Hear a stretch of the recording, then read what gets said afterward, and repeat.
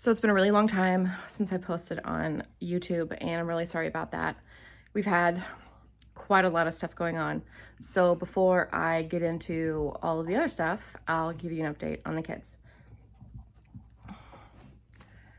Here's Riley. She's doing really, really good. I'm sorry, Pumpkin, you're okay. She is making more sounds. She's more alert. And look at her face. Now, there's no beauty filter or anything like that. I don't know how to do that with just my camera. I can do it on TikTok, whatever. So yesterday, while her nurse was here, we were talking about anniversaries and when each nurse started. Well, in May, it will be a year that Riley's nurse has been with us. So I started looking at pictures to see what the kids looked like before each of the nurses started. Well, I found the picture of what Riley looked like on her nurse's first day, okay? This is what her face looked like.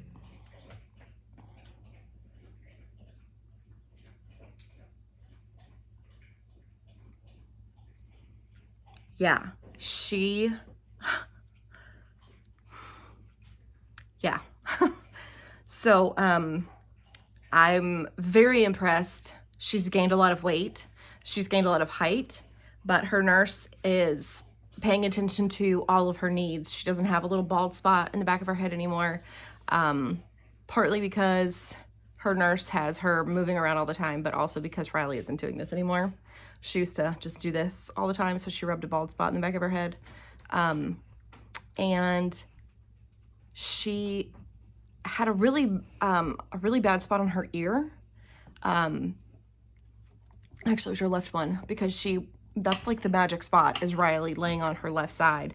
That stops her from throwing up. It allows her to breathe. So when it's just me taking care of both kids, obviously breathing is really important. Well, it's important all the time. Anyway, so Riley had to be on her side a lot because she was so mucusy. She was coughing and choking all the time. So she started getting a spot on her ear. Well, her nurse has worked with her so much that during the day, she faces the complete opposite direction. When she first started, Riley was facing the other way. She couldn't have her head facing this way. So that's like a big deal. You okay, Pumpkin? I'll show you her ear. So it's, oh wow, so much better. But there used to be a big spot right there. So, very, very impressive stuff as far as Riley looking better, feeling better, acting better, doing better, because she has an attentive nurse. And so just for posterity's sake, in August of 2019 is when Harrison's nurse started. So, sorry, the dog, Moose, quit. He's trying to take out the tripod. So, Harrison was pretty small, and he had quite a lot of hair when his nurse first started. Here's a picture of both of them in August of 2019. He had so much hair. So here's a picture of both of them. They look almost the same, I mean, as far as like face structure. It's just the neighbor's dog barking. Oh, Lord have mercy.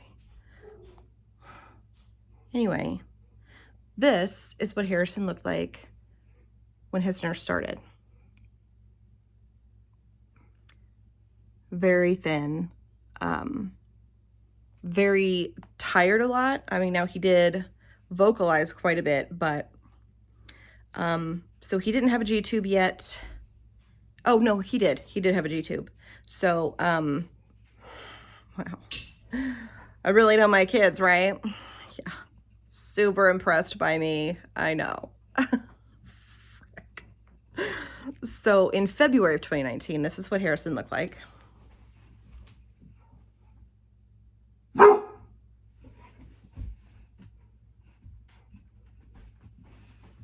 Right? And that's pretty insane, right? That he was so skinny. And it wasn't because that was right before his G-tube surgery. Like, that picture was taken right before he got his G-tube. It was a hard decision to make for Riley, but it wasn't a hard decision to make for Harrison, because we thought once you get a G-tube, you are just no different from a plant that you just water every day, you know? And I was very, very wrong in that assumption, because when Riley got her G-tube, she started gaining strength back and was able to start eating on her own again. So it's amazing what nutrition can do for you. And so once Riley started getting the nutrition that she needed, she started getting her strength back, and she became the little girl that we used to know. So when they started discussing the possibility of Harrison needing a G-tube, we went ahead and jumped on it. We were like, yes, let's do it, because we know how much it helped Riley. So that's what the kids looked like before they had their nurses. So now look at this little plump sucker. Hey, buddy. Look at how chunky. Look at how chunky he is. Hi, baby.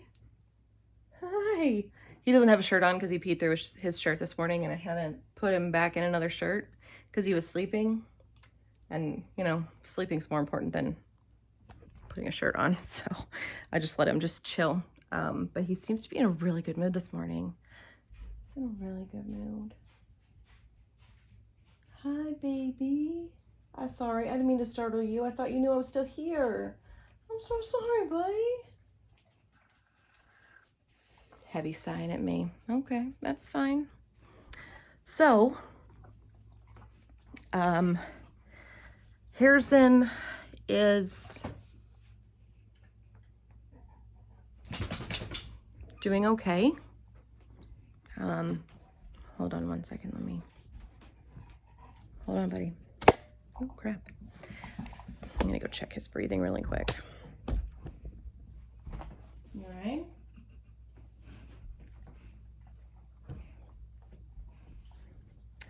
So, I don't know if, oh, look at that. This tripod's so neat. I don't know if you guys can hear that. Sounds like he's snoring. I'm gonna suction, so if you don't like that sound of suctioning mucus, turn your volume down. It's just too hard to splice all these videos together. I don't know how to do that very well.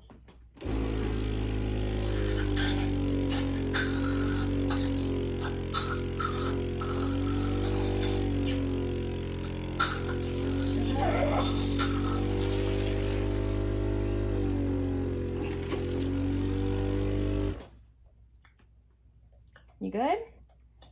Is that better? Yeah? Okay, good. So the reason I didn't do that like immediately, treat it like an emergency, is because it wasn't an emergency. He was just kind of like, that's just what they sound like when they need to be suctioned. Obviously, if he had been actively choking, I wouldn't have taken the time to like warn you guys about the sound or even take this with me, you know. So several things have happened since I last posted. The first thing is I got my master's degree. I'm sure most of you have seen that on my TikTok. If you follow me on Instagram or Facebook, I also shared a picture of it. I'm finally done with school. They offered me a double master's program, and I was like, no, thank you. But now I'm thinking maybe I should, just because I haven't found a job yet. Honestly, don't even really know what I want to do. So I'm not really sure.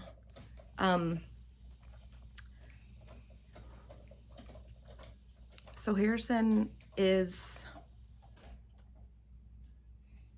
not as active or vocal as he used to be. And so he's 5 and Riley is 7. And Riley is more active, alert, and vocal than he is.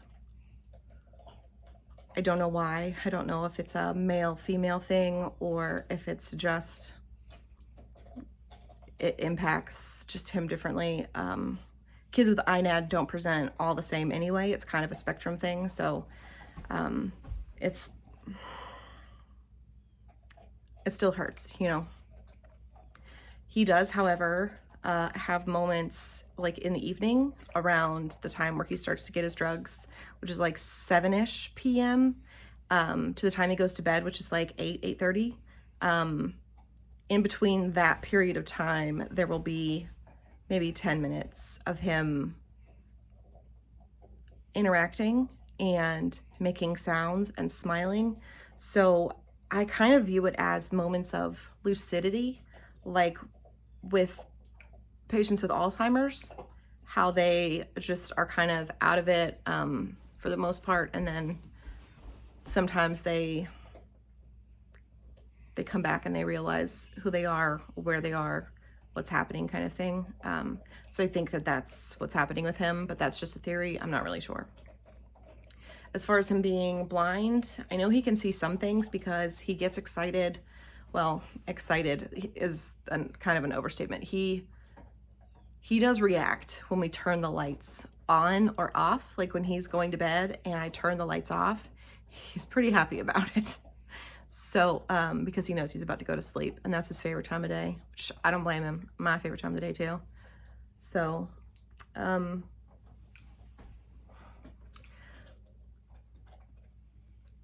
having kind of a hard time with the YouTube thing because I don't really know what to show you guys or what to say, because I don't know what's too long or what's too short. I don't know what is stuff that you guys want to know about or stuff that is just like, why is she even talking about it? Like this little, you know, rant in particular, I'm sure is just like annoying. So,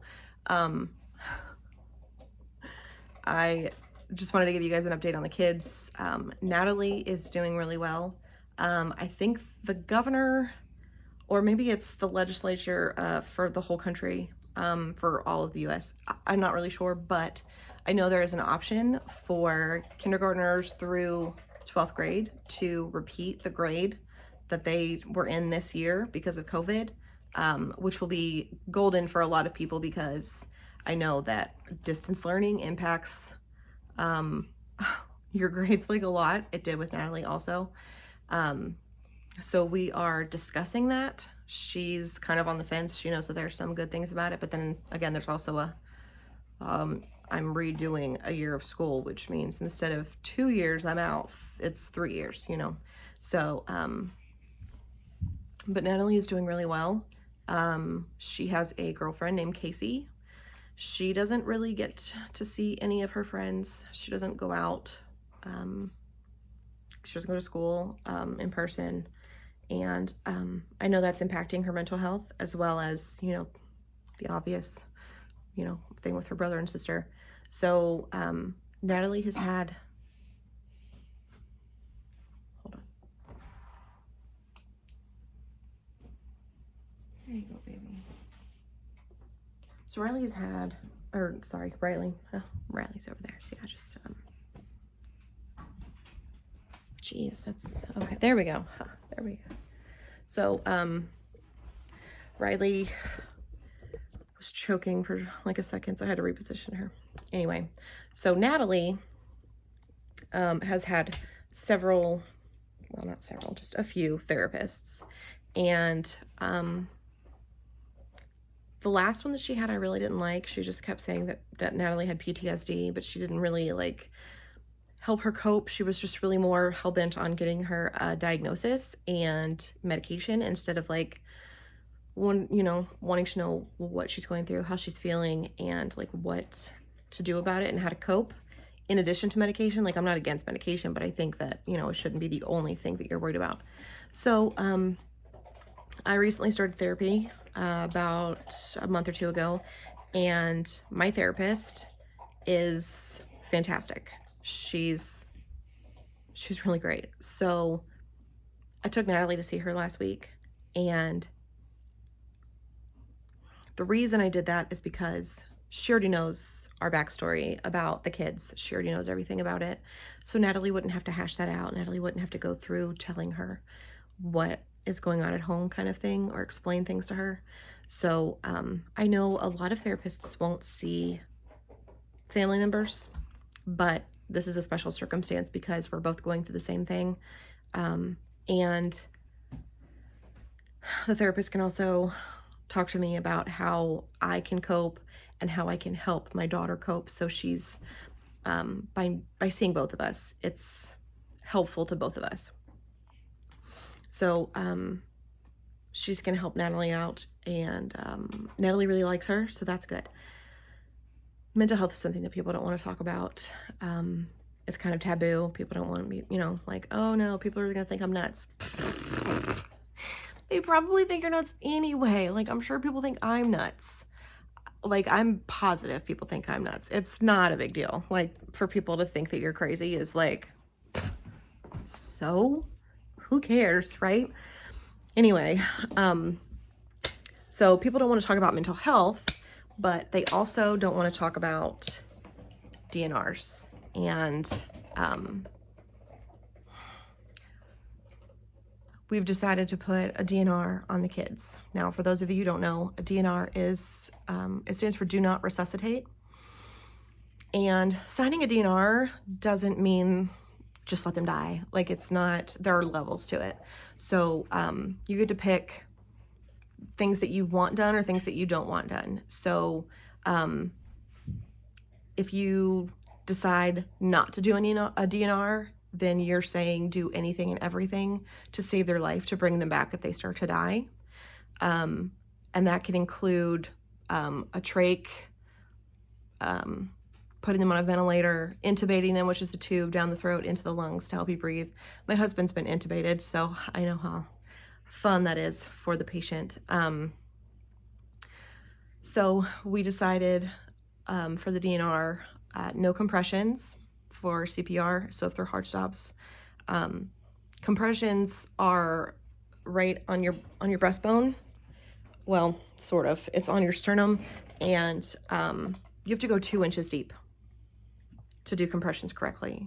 And if done correctly, you're most likely going to break bones, especially on the elderly or on children like mine that have weak bones. So we don't want them to come back with broken ribs, you know.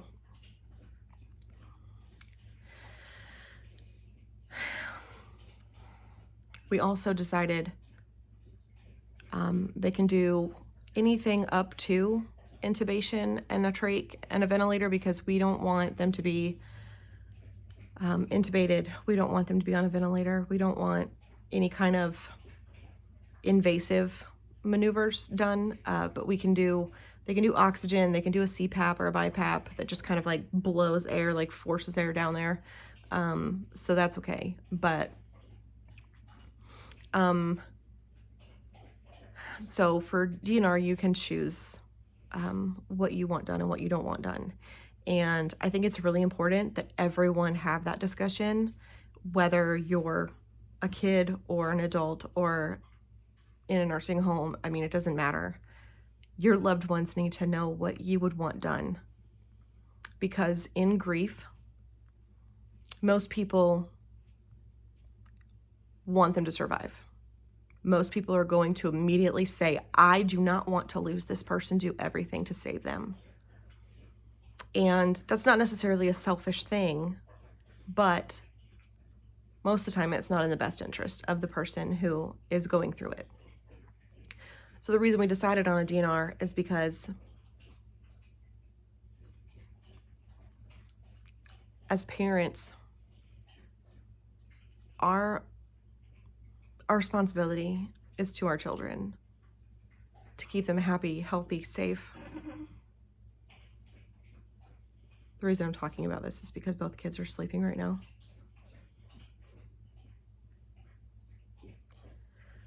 Moose!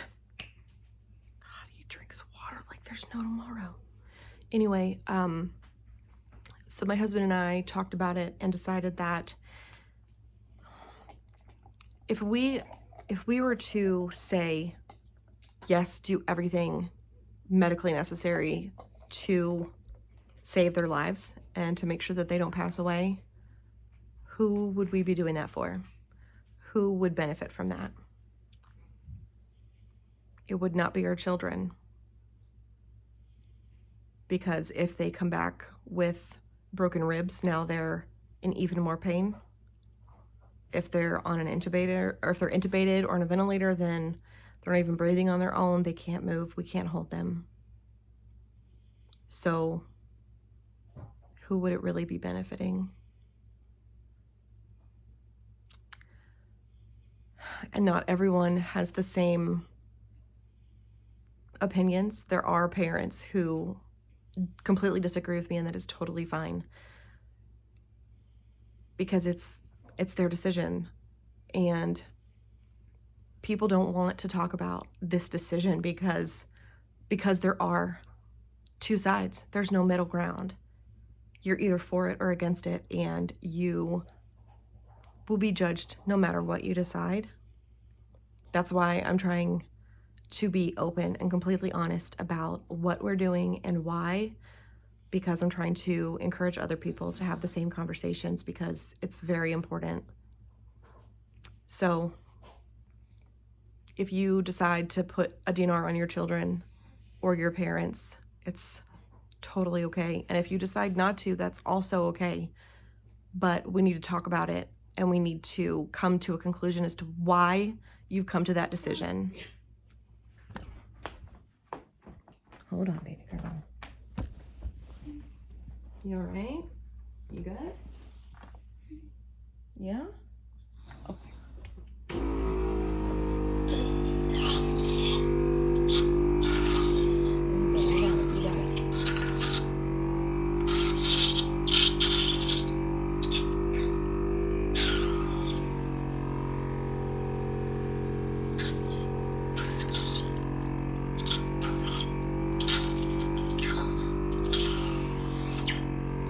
There you go. You did good, Pumpkin. You did really good. It's a good cough. You're so strong, Pumpkin. That was really good. That was really good, yeah. All right, let me roll you over, okay? Will that make you feel better? Let's roll you over. All right, so I'm gonna roll Riley over. I'll show you how to do that. So what I was saying is, it's just very important to have that conversation, because you need to know what your motives are. You need to know who you're doing it for and why you're doing it. And you want to make that decision while you still have your faculties, before you have that emotional knee-jerk reaction.